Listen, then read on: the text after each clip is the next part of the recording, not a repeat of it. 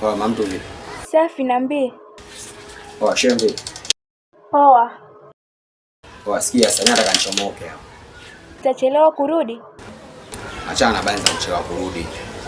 Njoo kwanza ndani kuna mazingira bado yamalize. Jamani mume wangu, si tumetoka kuongea ndani. Afu unakuwa vipi mshikaji wangu wewe? Wapi sasa kuleta mikazo? Njoo ndani tuongee.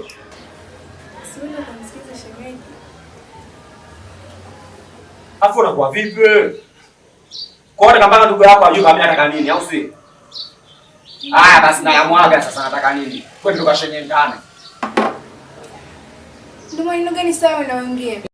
Wewe ndio ulikuwa unayataka naongea maneno haya kwa sababu nimeongea kiustaarabu na nimejaribu kumzunguka ndugu yako asielewe kinachoendelea. Wewe unifanyia mimi mikazo. Sio unachotoka akijua. Sasa namwaga mchele kwenye kuku wengi. Twende ndani, choma ndani. Unajifanya hutaki kuelewa. Twende ndani tukashenye ndani. Sasa ndio maneno gani au bila ustaarabu? Kwa mimi kudai haki yangu unataka kutumia ustaarabu. Jamani mume wangu, ndio mchana wa Ramadhani. Kwa hiyo unakuja ndani au nikufuate mimi mwenyewe? Aka mkuu. Bibi shembe.